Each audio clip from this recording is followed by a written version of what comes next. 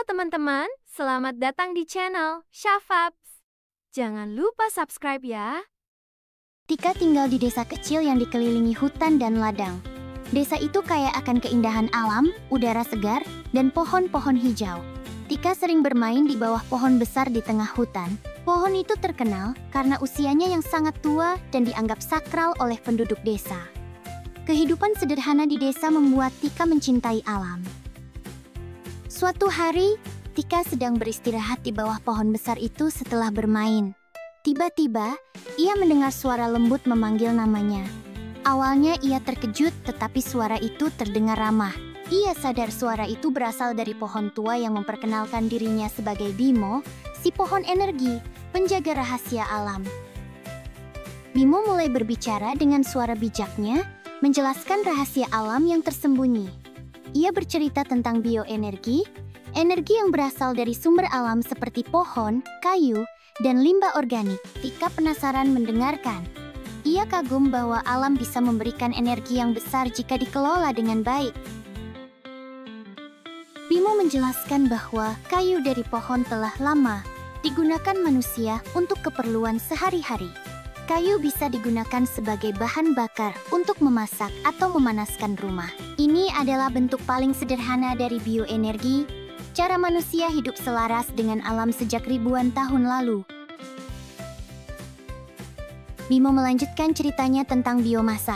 Ia menjelaskan bahwa limbah seperti jerami, sekam padi, dan daun kering dapat dimanfaatkan untuk menghasilkan listrik. Limbah tersebut dibakar di pabrik untuk memutar turbin yang menghasilkan energi listrik. Teknologi ini lebih canggih dan ramah lingkungan. Bimo memberitahu bahwa sampah dapur seperti kulit buah, sisa sayuran, dan kotoran hewan juga dapat dimanfaatkan. Semua limbah ini bisa diolah menjadi biogas. Gas ini kemudian bisa digunakan untuk memasak atau menyalakan lampu. Tika kagum tidak menyangka sampah bisa berguna. Bimo juga menjelaskan bahwa kendaraan bisa berjalan dengan bahan bakar bioenergi. Bioetanol dari tebu dan biodiesel dari minyak kelapa sawit adalah contoh bahan bakar nabati. Ini lebih ramah lingkungan dibandingkan bensin. Tika mulai memahami betapa pentingnya bioenergi untuk mengurangi polusi. Tika bertanya, apakah bioenergi tidak berbahaya bagi alam? Bimo menjelaskan bahwa meskipun ramah lingkungan, bioenergi bisa menjadi masalah jika tidak dikelola baik. Deforestasi dan konflik penggunaan lahan adalah tantangan besar.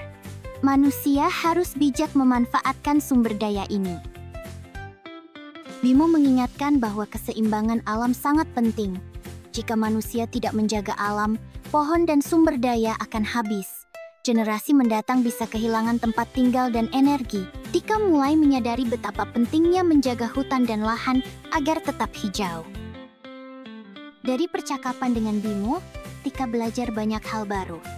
Ia memahami bioenergi adalah cara untuk memanfaatkan alam dengan bijak tanpa merusaknya. Tika bertanya kepada Bimo apa yang bisa ia lakukan untuk mulai menjaga lingkungan. Bimo pun memberikan saran sederhana. Bimo menyarankan agar Tika memulai dari hal kecil, seperti memilah sampah organik di rumah. Ia juga bisa mengajak teman-temannya di sekolah untuk tidak membuang sampah sembarangan. Tika merasa semangat untuk memulai perubahan sederhana yang bermanfaat bagi lingkungannya. Bersama ayahnya, Tika mencoba membuat lubang kompos di halaman rumah. Sisa makanan dan kulit buah dimasukkan ke lubang itu untuk diolah menjadi pupuk. Ia senang melihat proses ini.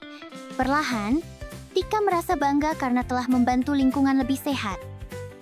Di sekolah, Tika berbagi cerita tentang bioenergi kepada teman-temannya. Ia mengajak mereka untuk ikut menjaga lingkungan dengan cara sederhana, seperti mendaur ulang sampah dan menanam pohon. Teman-temannya tertarik, dan mereka mulai melakukan hal yang sama di rumah.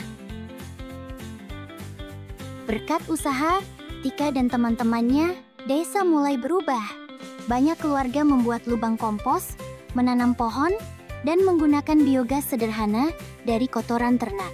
Desa menjadi lebih hijau dan bersih. Semua penduduk merasa hidup mereka lebih nyaman dan sehat.